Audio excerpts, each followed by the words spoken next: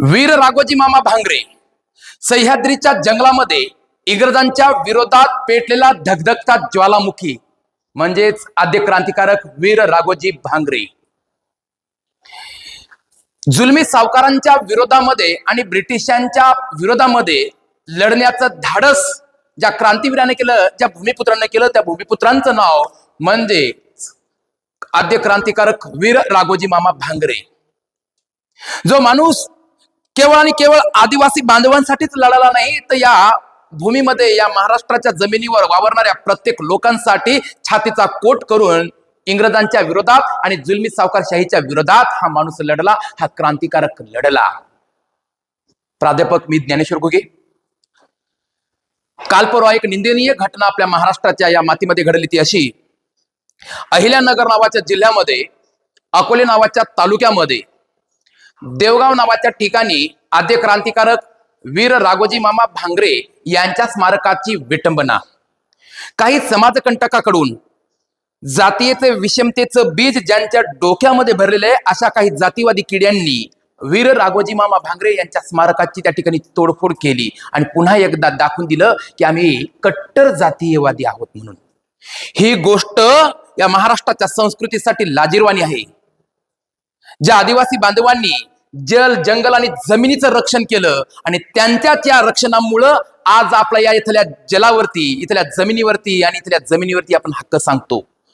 जर तंट्या मामा भिल्ल असतील, वीर राघोजी मामा भांगरे असतील, रामजी मामा भांगरे असतील, भगवान बिरसा मुंडा असतील, हे जर त्या काळामध्ये जुलमी सावकारशाहीच्या विरोधात लढले नसते, इंग्रजांच्या विरोधात छातीचा कोट करून लढले नसते, तर आज आपल्या जमिनी इंग्रजांच्या घशात गेल्या असत्या, नाही तर जुलमी सावकारांच्या पदरात पडल्या असत्या आणि आज आपल्यावरती भीक मागण्याची वेळ आली असती। पण जातीवादी किड्यांच्या गोष्टी लक्षात येत नाहीत। मुळात यांना कुठलेच महापुरुष आणि कोणतेच क्रांतिकारक पसंती पडत नाहीत। मोठ्या थाटानं आम्ही सांगतो, शिवशाहू फुले आंबेडकरांचा हा महाराष्ट्र, तंट्या मामा भिल्ल, राघोजी भांगरे, रामजी मामा भांगरे यांचा हा महाराष्ट्र। परंतु जातीयतेचं विष प्राशन केलेली काही समाजातली भांडगुळ हे मात्र आजही वळवळ करतात, कारण यांनी कधी चळवळीत भाग घेतलाच नाही, परंतु चळवळीच्या बाजूला राहून वळवळ करून अशा प्रकारे विटंबना करण्याचं काम ह्या मानसिक बिघडलेल्या अवलादी करत असतात। हे अतिशय निंदनीय घटना आहे। सबंध महाराष्ट्रातून या घटनेचा निषेध झाला। खरं तर ज्या माणसांनी सह्याद्रीच्या कड्याकपऱ्यात आपल्या कुटुंबाची पर्वा न करता तुमच्या आमच्यासाठी हातामध्ये ढाल तलवारी घेतल्या, हातामध्ये बंदुका घेतल्या, इंग्रजांच्या विरोधात लढता लढता फासावर गेले। तुम्हाला माहिती नसेल, ब्रिटिशांनी जेव्हा वीर राघोजी भांगरेंना अटक केली, फाशीची सजा सुनावली, तेव्हा पहिल्यांदा फाशी देताना फाशीचा दोरखंड तुटला। म्हणजे नियतीला सुद्धा ही गोष्ट मान्य नव्हती की वीर राघोजी भांगरेंना फाशी देण्यात यावी म्हणून। या जुलमी आणि निर्दयी सरकारनं 2 मे 1848 ला, म्हणजे 1857च्या उठावाच्या सुरुवातीच्या पार्श्वभूमीच्या अगोदरच वीर राघोजी मामा भांगरेंना फाशी दिली। हे क्रांतिकारक तुमच्या आमच्यासाठी फासावरती गेले आणि आपण काय करतो?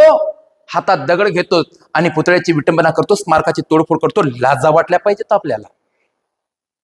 ही माणसं काही साधारण नव्हती। त्या सह्याद्रीच्या कुशीमध्ये घायाळ झालेला वाघ जेव्हा वीर राघोजी मामा भांगरेंच्या समोर आला, तेव्हा वीर राघोजी मामा भांगरेंनी घायाळ झालेल्या त्या वाघाला नेस्तानाबूत केलं।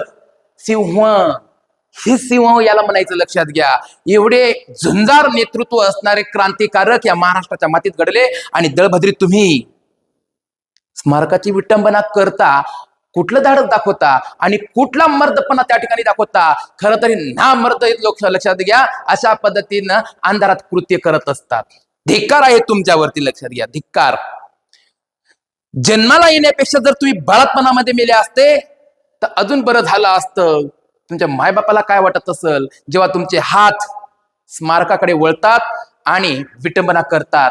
खरं तर त्या ठिकाणी आपण शिवनीतीचा वापर केला पाहिजेत होता, परंतु तुम्ही सापडले नाहीत। आणि इथून पुढे आदिवासींच्या नादाला लागायचं नाही, किंबहुना आदिवासींचा अवमान होईल, आदिवासींच्या क्रांतिकारकांचा अवमान होईल, कुठल्या पुतळ्याची विटंबना होईल, असं कृत्य, अशी घटना इथून पुढे हा महाराष्ट्र कदापि खपवून घेणार नाही। असो, तुर्तास जय आदिवासी, जय जोहार। जय बिरसा, जय शिवराय, जय भीम.